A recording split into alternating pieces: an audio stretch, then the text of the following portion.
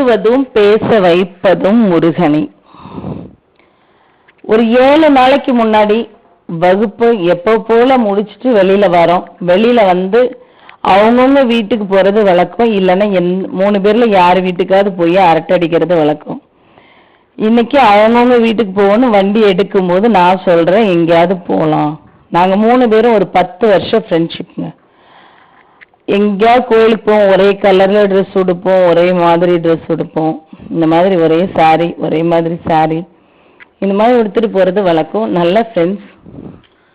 சரி எங்க போகலாம் அப்படிங்கும்போது, டீ பப்ஸ் ஏதாவது குடிக்க போகலாமான்னா இல்லை வேண்டாம். சரி எங்க போகலாம்? அவங்களே சொல்றாங்க, 2 பேரும். என்னோட ஃப்ரெண்டு சொல்றாங்க, வாங்க ஒரு கிளிக்கு சோசியக்காரர் இருக்காரு, வித்தியாசமா இருக்குல்ல, கிளி சோசியம் பார்க்க போகலாம்.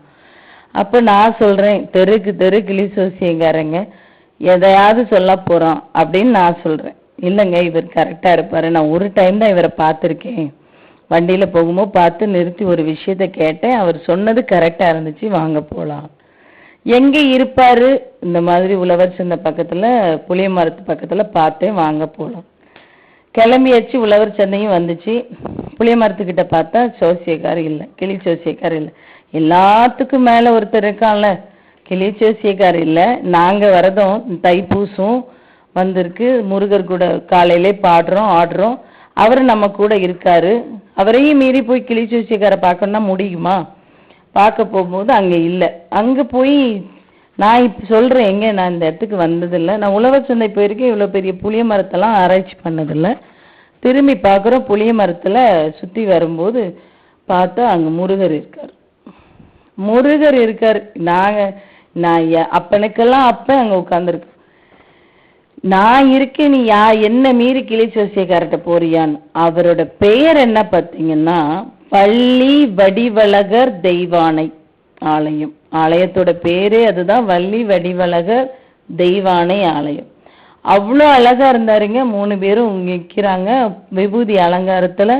கேள்வி எங்க 3 பேரையும் பார்த்து, இந்த டீச்சரை பார்த்து, டீச்சர் நம்ம ஸ்டூடெண்ட்ஸ் எங்கேயாவது தப்பி போயிருப்போம், தெரியாம கடைக்கு போயிருக்கோம்னு வச்சுக்கோங்களேன். அந்த அம்மா படிக்கும் போதெல்லாம் பக்கத்துல கடைக்கு போயிருக்கோம்னா, டீச்சர் எங்கேயாவது அந்த கடையில பார்த்துட்டாங்கன்னா, நீ எங்க வந்த, எதுக்கு வந்த, இப்படி ஒரு கேள்வி வரும்ல. அதே மாதிரி அவரோட கேள்வி இருந்து, என்ன நான் தான் உன் கூட இருக்கேனே, என்ன மீறி போய் கிளி சோசியக்காரனை பார்க்க போறியா அப்படின்னு. 3 பேரும் அதாவது எனக்கு மனசு கஷ்டமா இருக்கு, கொஞ்சம் சோர்வா இருக்கு, பார்க்கலான்னு போனோங்க. அவரை பார்த்த உடனே 3 பேருக்கும் அவ்வளோ ஹாப்பி. ஏன்னா எதிர்பார்க்கவே இல்லை.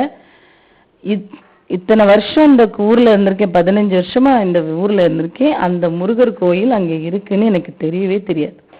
காட்னாம்பட்டி முருகரை தெரியும், வினை தீர்த்த விநாயகர் கோயில்ல இருக்கிற சுப்பிரமணியனை தெரியும், கவீஸ்வரர் கோயில்ல இருக்கிற முருகரை தெரியும், சோமேஸ்வரர் கோயில்ல இருக்கிற முருகரை தெரியும்.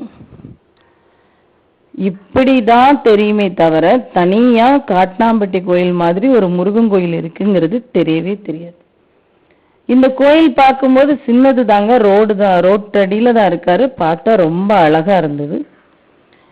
ஒரே சந்தோஷம். அவர் தைப்பூசத்துக்கு ரெடி ஆயிட்டு இருக்காரு. அப்ப எங்களுக்கு சொல்றார், நான் தைப்பூசத்துக்கு ரெடி ஆயிட்டு இருக்கேன், நீங்க எல்லாரும் எங்க போறீங்க, என்ன தேடுறீங்க, நமக்கு தைப்பூச வேலை நிறைய இருக்கு. ஆமா, நமக்கு தைப்பூச வேலை நிறைய இருக்கு, கல்யாணம் பார்க்கணும், கல்யாணம் பார்க்கணும், நிறைய வேலை இருக்கு. ஒரே சந்தோஷங்க. அந்த கோயில் அவரை பார்த்தது, அது கண்டிப்பா அந்த எக்ஸ்பீரியன்ஸை சேனல்ல போடணும்னு நினைச்சிருந்தேன்.